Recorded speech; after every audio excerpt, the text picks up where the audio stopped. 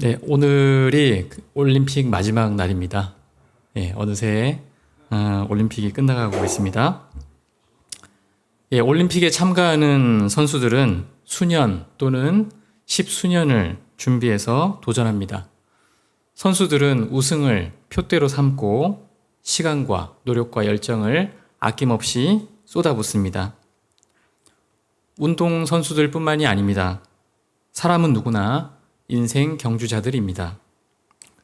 미친 듯이 질주하는 사람도 있고 느림의 미학을 추구하며 천천히 가는 사람도 있고 인생은 나그네 길이라며 세월의 물결에 몸을 맡기는 사람도 있습니다.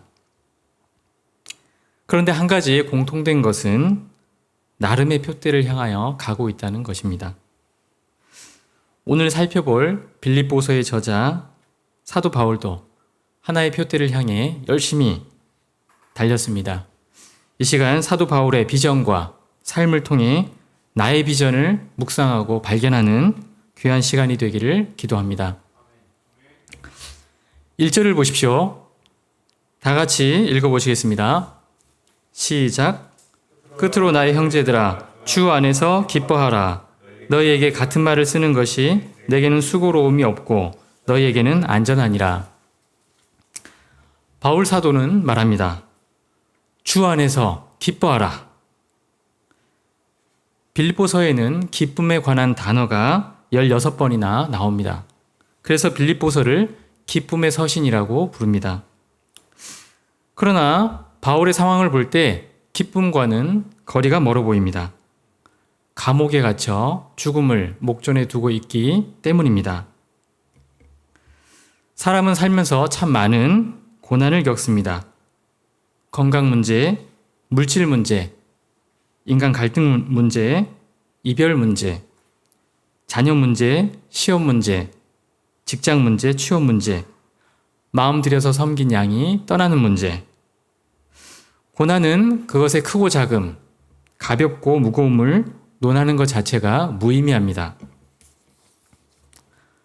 지금 나에게는 유일무이한 문제이기 때문입니다. 그래서 섣부른 위로는 오히려 상처만 줍니다. 그런데 바울은 고난 중에도 기뻐하라 고 말합니다. 어떻게 그럴 수 있습니까? 바울은 어느 누구보다 많은 고난을 겪고 고난을 지나오면서 고난 방정식을 풀어낼 해법을 찾아내었습니다. 바울은 말합니다. 주 안에서 기뻐하라. 주 안에서 기뻐할 수 있습니다. 주 안에서라는 말은 주님의 관점으로 문제를 바라보라는 것입니다. 주님의 눈으로 바라보면 현실은 그대로인데 더 이상 문제가 되지 않기도 합니다. 당장은 실패와 슬픔과 궁핍뿐인 것 같아도 주 안에 있으면 주님은 반드시 이 모든 것을 합력하여 선을 이루어 가십니다. 저는 금요일 저녁에 네 분의 심포지움 강사님들 심포지움을 듣고 큰 감동을 받았습니다. 우리 청년 형제 자매님들이 이렇게 참 지성과 영성이 훌륭한 분들이었구나. 그것을 새롭게 알게 되었습니다. 하나님께서 이분들을 통해서 하실 그 위대한 일들이 기대가 됩니다. 수양의 첫날 심포지움을 들으면서 이태석, 사라베리, 안희숙, 사도 바울 네 분의 공통점을 발견할 수 있었습니다. 지금 나를 우울하게 만들고 죽고 싶을 만큼 힘들게 하는 문제들이 그분들 앞에서는 전혀 문제가 되지 않았다는 것입니다. 그분이 머물렀던 곳은 오지의 아프리카, 6.25 전후 폐허가 된 나라, 일제 식민지 치하 춥고 부자유한 감옥, 앞날이 예측 불가능한 위험한 선교지들이었습니다. 가난하고 춥고 아프고 박해받고 무섭고 외롭고 힘든 어느 한 가지만 있어도 사람들은 쉽게 기쁨을 잃고 원망과 불평을 쏟아냅니다. 더 크고 안락한 집, 더 비싼 자동차, 더 좋은 현실 조건들을 가지지 못해 우울한 것이 나의 현 주소입니다. 그런데 믿음의 선배들에게는 모든 악조건과 박해와 죽음까지도 주 안에서의 기쁨을 꺾을 수가 없었습니다. 이태석 신부님의 심포지움 중 한 대목을 발췌하였습니다. 부족한 것들 때문에 이곳에서의 생활이 불편한 점도 있지만 부족한 것들 때문에 얻는 평범한 깨달음도 많습니다. 무엇보다 작은 것들에 대해 감사하는 마음을 덤으로 얻게 되어 기쁩니다. 찬물 한 잔에도 진심으로 감사하는 마음이 생기고 시원한 맥주 한 잔은 곱빼기 감사입니다. 원래 저는 이런 사람이 아니었는데 마주하는 모든 것 하나하나가 하나님이 주신 구체적인 선물이라는 것을 피부로 느끼는 것이 신기하기만 합니다. 그런 걸 보면 많이 가지지 않음으로 인해 오는 불편함은 참고 견딜 만한 충분한 가치가 있습니다. 세상 안에도 기쁨을 주는 것들이 있습니다. 돈, 인기, 지식, 권력 등이 문제를 해결해 주기도 하고 기쁨을 주기도 합니다. 그러나 이런 것들은 상대적이고 한계적입니다. 세옹지마처럼 좋은 일인 줄 알고 기뻐했다가 슬픔의 시작이 되기도 합니다. 반대로 주 안에서 얻는 기쁨은 절대적이고 영원합니다.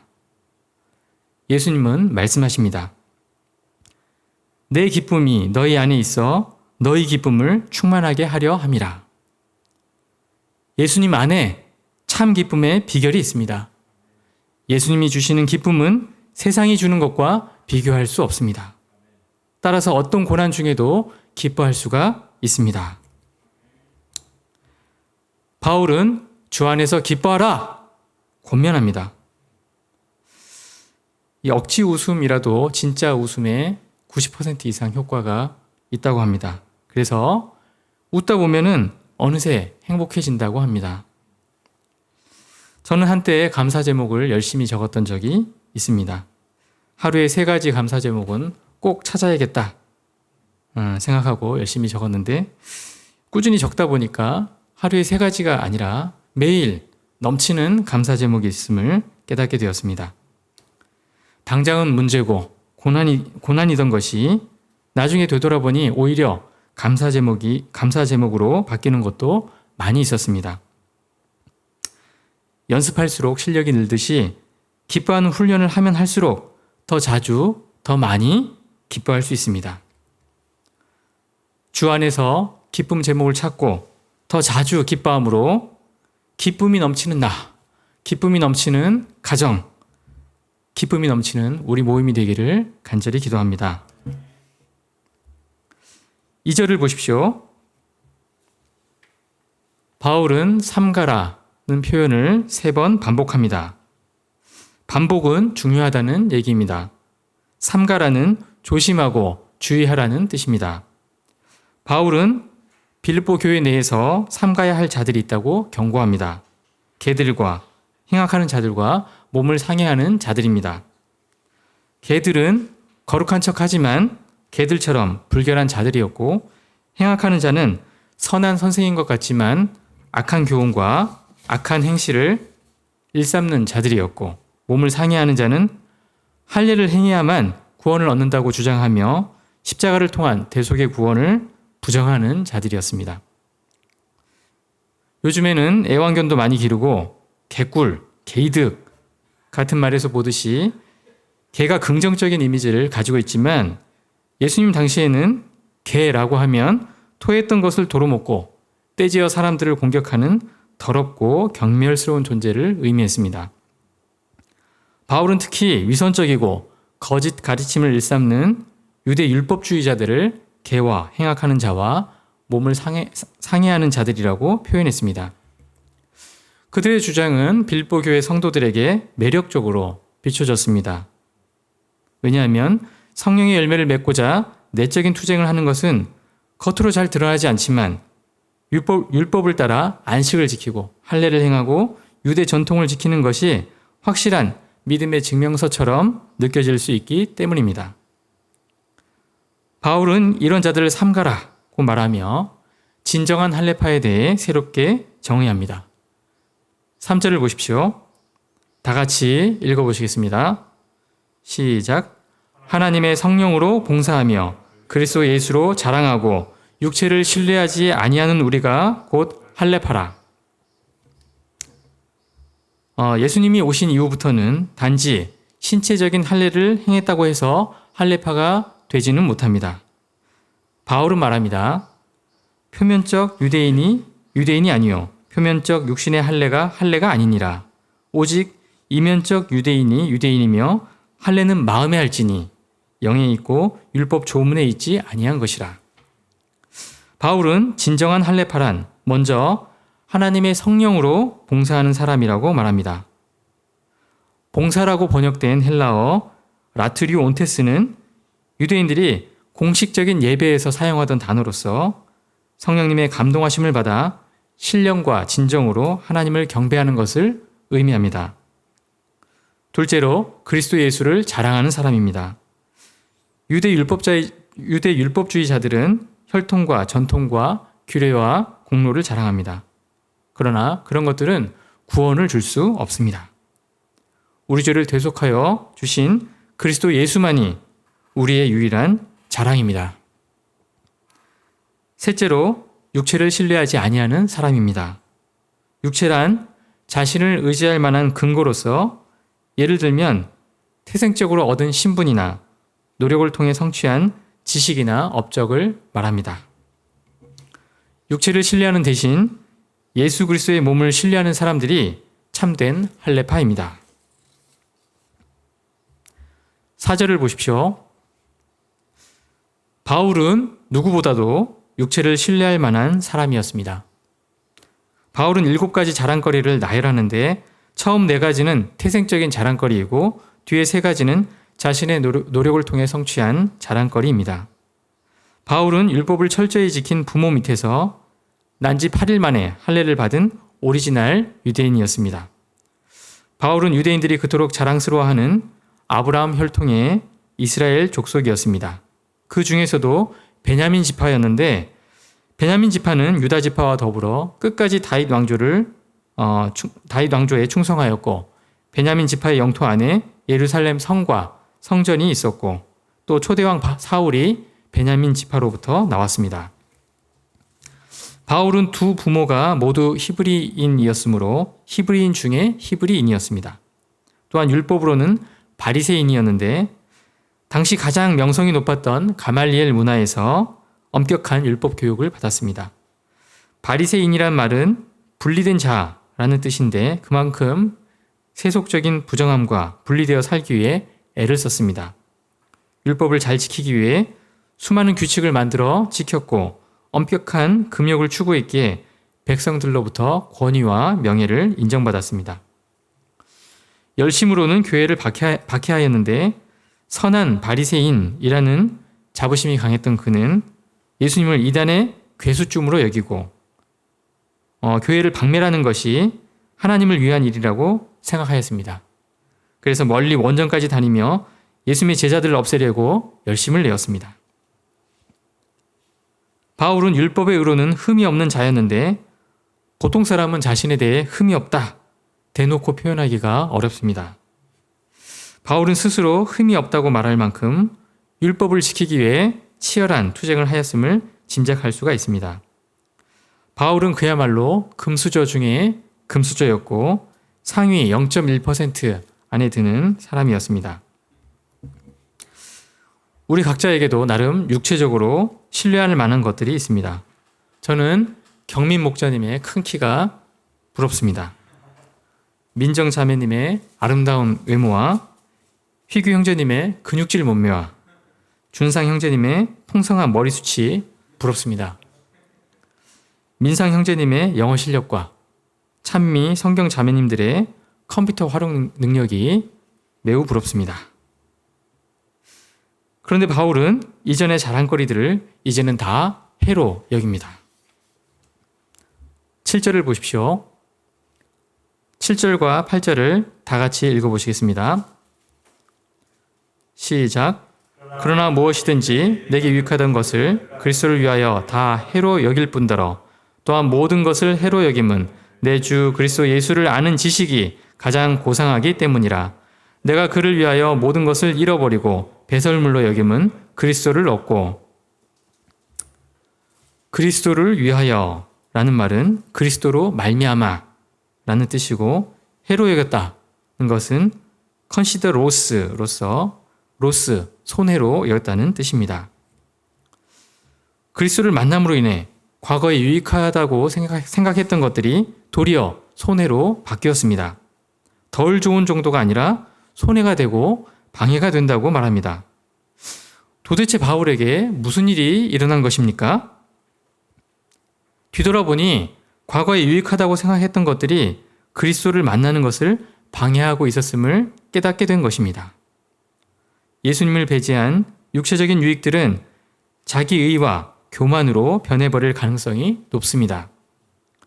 구주 예수님을 만나려면 죄인된 자기 발견을 해야 하는데 육체적인 유익으로 생겨난 자기 의는 자신의 불의함을 가려버리고 자신의 연약함을 덮어버립니다. 그래서 구주 예수님의 보혈의 은혜가 필요 없는 사람으로 오인하게 만들고 자신의 운과 능력과 노력을 믿는 사람이 됩니다. 또한 신앙인 가운데에도 예수님을 믿는다고 말하지만 신앙적인 자기의가 쌓여 예수님 앞에 단독자로 서지 못하는 경우가 많습니다. 신앙 연수, 교회 직분, 겉으로 보이는 신앙의 열매들이 오히려 그리스도를 만나는 데 방해가 되기도 합니다. Better is the enemy of best 라는 말이 있습니다. better가 그 best의 적이라는 뜻이죠. 신앙적인 자기의가 충만해지면 회개할 수 없고 성령의 열매를 맺을 수 없으며 결국 형식적인 신앙생활, 꼰대 같은 신앙생활을 하기가 쉽습니다. 바울은 이제 유익하던 것들 뿐만이 아니라 모든 것을 해로 여긴다고 말합니다. 심지어 배설물이라고까지 표현합니다. 배설물의 헬라어 스퀴발라는 개에게 던지는 것으로 똥이나 음식 찌꺼기 또는 쓰레기를 의미합니다.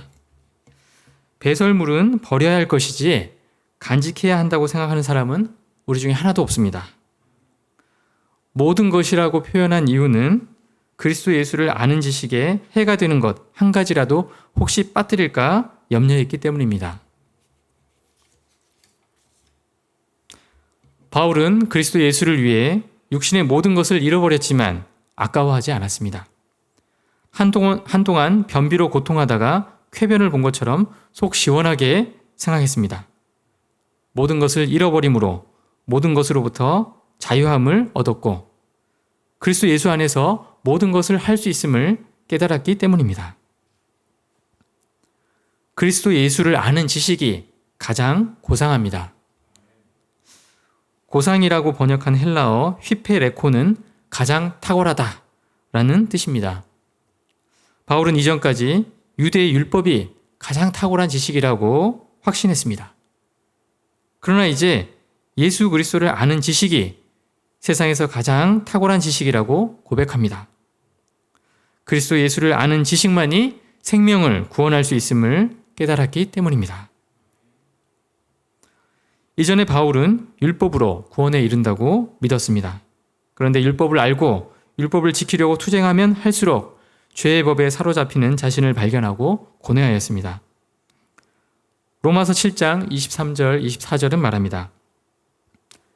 내 지체 속에서 한 다른 법이 내 마음의 법과 싸워 내 지체 속에 있는 죄의 법으로 나를 사로잡는 것을 보는도다. 오호라 나는 공고한 사람이로다. 이 사망의 몸에서 누가 나를 건져내랴. 어느 누구도 율법이 요구하는 의를 이룰 수가 없습니다. 따라서 율법을 완벽하게 지키려고 하면 할수록 더욱더 사망 권세에 시달리게 됩니다. 그런데 이제 예수님을 만나고 구원으로 이르는 길을 발견하였습니다. 로마서 8장 1절 2절은 말합니다. 그러므로 이제 그리스도 예수 안에 있는 자에게는 결코 정죄함이 없노니 이는 그리스도 예수 안에 있는 생명의 성령의 법이 죄와 사망의 법에서 너를 해방하였습니다. 율법이나 철학이나 다른 종교나 도덕적인 선행이나 세상 업적이 죄와 죽음으로부터 자유롭게 할 수 없습니다. 그리스도 예수 외에 다른 어떤 것으로도 하나님께로부터 난 의를 얻을 수가 없습니다. 오직 나를 위해 대신 죽으시고 나를 대신하여 살아나신 그리스도 예수를 믿는 믿음으로만 하나님께로부터 오는 의를 얻을 수가 있습니다.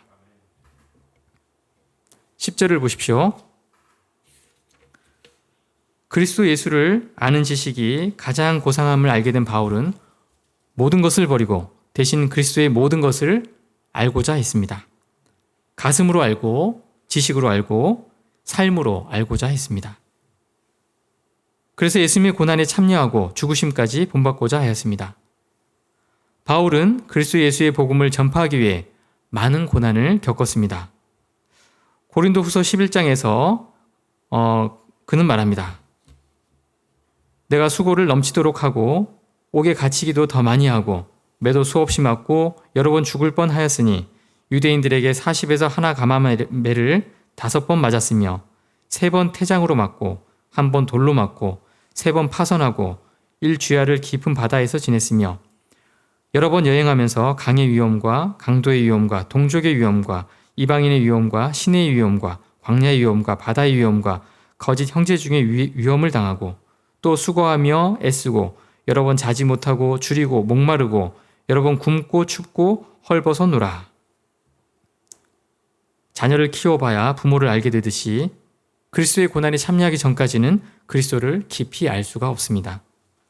그리스도를 따라 자기를 부인하며 자기 십자가를 지며 고난을 감당할 때 비로소 그리스도의 사랑과 겸손과 희생을 깨달을 수 있습니다. 고난을 좋아하는 사람은 없습니다. 할 수만 있다면 고난을 건너뛰고 영광에 이르고 싶습니다. 하지만 고난을 회피하면 그리스도를 알지 못합니다. 바울은 그리스도의 죽으심까지 본받고자 하였지만 죽음이 목표가 아니었습니다. 죽은 자 가운데서 부활에 이르는 권능을 알고자 하였습니다. 그가 고난을 참으며 죽음의 위험까지 감수할 수 있었던 것은 부활에 대한 소망 때문이었습니다. 바울은 그리스도 안에서 우리가 바라는 것이 이 세상의 삶뿐이면 모든 사람 가운데 우리가 더욱 불쌍한 자라고 말하였습니다. 부활이란 죽은 자가 다시 살아나는 것입니다.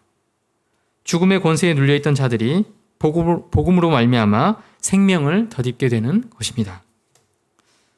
바울은 양들을 통해서뿐 아니라 그 자신도 고난을 통하여 약한 그때에 강해지는 놀라운 부활의 권능을 체험하게 되었습니다. 12절을 보십시오. 13절과 14절을 다 같이 읽어보겠습니다. 형제들아, 나는 아직 내가 잡은 줄로 여기지 아니하고 오직 한 일, 즉 뒤에 있는 것은 잊어버리고 앞에 있는 것을 잡으려고 표대를 향하여 그리스도 예수 안에서 하나님이 위에서 부르신 부름의 상을 위하여 달려가노라. 표대란 목표로 세운 기둥을 말합니다. 경주자들은 표대를 향해 달립니다. 잘못된 인생 표대를 향해 질주하던 바울은 예수님의 제자들 잡으러 다메섹으로 가던 도중에 도리어 예수님께 잡힌 바가 되었습니다. 예수님은 그에게 진정한 인생의 표대가 무엇인지 직접 보여주셨습니다. 이후 30년 동안 바울은 하나님이 위에서 부르신 부름의 상이라는 표대를 향하여 부지런히 달려왔습니다. 부르심에 순종하여 참 많은 고난을 받고 많은 열매도 맺었습니다. 어느 누구도 바울만큼 큰 역사를 이룬 적이 없습니다. 환갑이 훌쩍 지난 나이에 이만하면 할 만큼 했어 자족하며 편안한 노후를 준비해도 주위에 뭐라 할 사람도 없습니다. 그러나 바울은 아직 어찌도 온전히 이루지도 않았다고 말합니다. 바울은 여전히 부름의 상을 위하여 달린다고 말합니다. 하나님의 부름의 상은 부활하여 완전한 구원을 누리는 것이요 하나님 나라와 영광에 이르는 것이요 의의 면류관을 쓰는 것입니다. 따라서 이 땅의 삶이 끝나지 않은 이상 바울의 경주는 끝나지 않습니다. 15절을 보십시오. 바울은 성숙한 성도라면 바울처럼 생각하고 달려가야 한다고 말합니다. 그러나 다르게 생각하는 사람이 있더라도 하나님께서 언젠가 친히 그에게 알려주실 것입니다. 빌립보 성도들 중에 자신이 아직 미숙하기 때문에 바울처럼 살 수 없다라고 생각하는 사람이 있었던 것 같습니다. 저도 그런 생각이 들었습니다. 그런데 바울은 그들을 생각하며 그들이 영적인 성장의 어느 위치에 있든지 낙심하거나 포기하지 말고 현재의 위치에서 부르심의 상을 향하여 계속해서 달려가야 한다고 권면합니다. 혼자라면 더 외롭고 힘듭니다. 롤 모델이나 동반자가 있으면 같은 길을 가기가 한결 수월해집니다. 바울은 자신을 본받으라고 말합니다. 또한 바울과 같이 살아가는 동역자들을 눈여겨보라고 말합니다. 바울이 그렇게 말할 수 있었던 것은 자신이 그리스도를 본받고 있었기 때문입니다. 그런데 바울의 마음을 슬프게 하는 성도들도 있었습니다. 그리스도의 십자가의 원수들이라는 표현에서 보듯이 그들은 그리스도의 십자가를 대적하는 자들이었습니다. 그리스도인의 정체성은 십자가로부터 규정된 정체성이라는 말이 있습니다. 십자가의 원수들은 할례를 통한 구원을 주장하고 영과 육의 구원을 분리시키며 십자가에 의한 대속 구원의 진리를 부정하여 그리스도인으로서의 정체성을 왜곡시켰습니다. 바울은 그들의 신, God는 배, 즉 스토머크라고 표현했는데 이는 그들이 음식이나 욕망 같은 정욕을 신처럼 여겼다는 뜻입니다. 그들은 부끄러운 욕심들을 영광으로 생각하며 하늘의 일보다 땅의 일을 생각하였습니다. 이재철 목사님이 유럽에서 사역을 하실 때 한 젊은 크리스찬 순례자를 만나게 되었습니다. 그와 대화를 하던 중에 오랜 기간 순례 여행을 하려면 돈이 많이 들 텐데 물질적인 문제는 어떻게 하냐고 물었습니다. 그랬더니 그의 말이 열심히 공부해서 좋은 자격증을 땄고 자격증을 대여해주고 대가로 매달 일정 금액을 받고 있다며 자랑하듯이 대답하더랍니다. 거짓과 도둑질을 일삼으면서 순례의 길을 가는 것이 무슨 의미가 있습니까? 순례 여행을 떠나야만 순례의 의미를 깨닫는 것이 아닙니다. 지금 이 순간 바로 이 자리가 순례의 시간과 순례의 장소입니다. 학교와 가정과 일터와 보통의 일상들이 모두 천성을 향해 가는 순례의 길입니다. 하늘의 부르심을 끝까지 감당하기 위해서는 부끄러운 욕심들을 버리고 땅의 일이 아닌 하늘 영광을 추구해야 합니다. 존 버년의 철로 역정을 보면 좁은 문을 통과하였지만 천성에 도달하기 직전까지도 끊임없이 유혹과 고비가 찾아옵니다. 미련쟁이, 게으름쟁이, 거드름쟁이, 형식주의자, 위선자, 겁쟁이, 의심, 불만, 수치, 수다쟁이, 두마음, 절망거인, 무지, 배신자, 적은 믿음, 불신, 범죄, 아첨쟁이, 무신론자, 일시적 믿음들이 크리스찬을 철로 역정에서 이탈하도록 유혹합니다. 밖으로부터의 유혹과 고난뿐만 아니라 어쩌면 하늘의 부르심을 향하여 가는 우리의 마음 한편에 그리스도의 십자가를 대적하는 다른 마음이 존재할 수도 있습니다. 그때 우리는 바울의 말을 기억해야 합니다. 20절을 보십시오. 다 같이 읽어보시겠습니다. 시작. 그러나 우리의 시민권은 하늘에 있는지라 거기로부터 구원하는 자 곧 예수 그리스도를 기다리노니. 우리의 시민권은 이 땅이 아닌 하늘에 있습니다. 당시에는 로마 시민권이 최고였습니다. 로마 시민권자는 막강한 특권과 혜택을 부여받았습니다. 일례로 로마 시민은 고문하거나 채찍질할 수가 없었고 반역죄를 제외하고는 사형 선고를 할 수가 없었습니다. 반역죄로 사형 선고를 받더라도 잔혹한 십자가 형벌은 받지 않았습니다. 바울은 최고의 로마 시민권조차도 배설물로 표현하며 하늘 시민권이 얼마나 가치 있고 영광스러운지를 말합니다. 바울은 우리가 비록 이 땅에 발을 딛고 있지만 궁극적으로는 천국 백성임을 명심하고 하늘 시민으로서 부끄럽지 않은 삶을 살라고 권면합니다. 우리가 바라는 것이 다만 이생뿐이면 하늘을 바라보며 사는 우리가 가장 불쌍한 사람들일 것입니다. 그러나 때가 이르면 우리가 기다리던 구원자 예수 그리스도께서 우리의 낮은 몸을 예수님의 영광스러운 몸과 똑같은 몸으로 변화시키십니다. 썩을 몸, 약한 몸, 욕된 몸, 육의 몸이 썩지 않을 몸, 강한 몸, 영광스러운 몸, 신령한 몸으로 다시 살아날 것입니다. 영광스러운 부활에 대한 비전이 확고할 때 우리는 인생의 진정한 표대, 하늘의 시민권을 향해 달려가는 경주를 완주할 수 있습니다. 말씀을 준비하면서 처음에는 마음이 편하지 않았습니다. 바울이 배설물이라고 표현했던 것들이 내 안에 가득 차 있는 것 같았기 때문입니다. 아침에 눈을 뜨면 바울이 배설물로서 버린 것들을 더 많이, 더 단단히 움켜쥐기 위해 직장으로 달려가는 것 같았습니다. 예수님을 닮고 바울을 본받아야 한다는 것은 알겠는데 생존 경쟁에 시달리는 평신도의 위치에서 어떻게 적용해야 할지 막막하였습니다. 한참을 고민하다가 빌립보서 말씀을 처음부터 읽어보아야 되겠다라는 생각이 들었습니다. 그리고 한 말씀이 눈에 들어왔습니다. 빌립보서 1장 6절 너희 안에서 착한 일을 시작하신 이가 그리스도 예수의 날까지 이루실 줄을 우리는 확신하노라. 말씀을 통해 내 안에 일어난 착한 일, 구원의 은혜가 나로부터 시작된 것이 아님을 다시금 깨닫게 되었습니다. 보혜사 성령님의 일방적인 은혜였습니다. 마찬가지로 예수님을 닮아가는 성화의 과정 또한 성령님이 이루어 가시는 역사입니다. 나에게 필요한 것은 오직 믿음뿐입니다.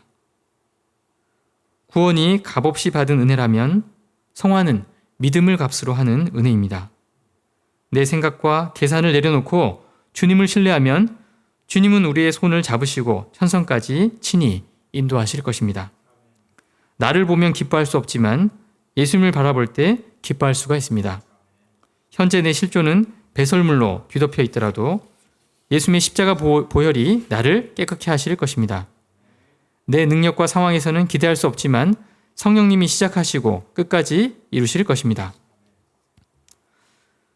저의 2021년 요절이 로마서 8장 35절 37절입니다. 누가 우리를 그리스도의 사랑에서 끊으리요? 환난이나 공고나 박해나 기근이나 적신이나 위험이나 칼이랴.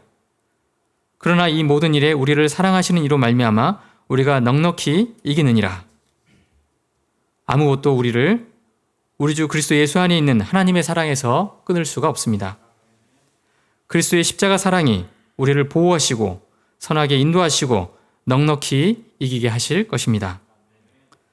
제가 그리스도의 사랑과 인도하심 가운데 그리스도를 알아가고 닮아가는 복된 인생으로 빚어져 가기를 소망합니다.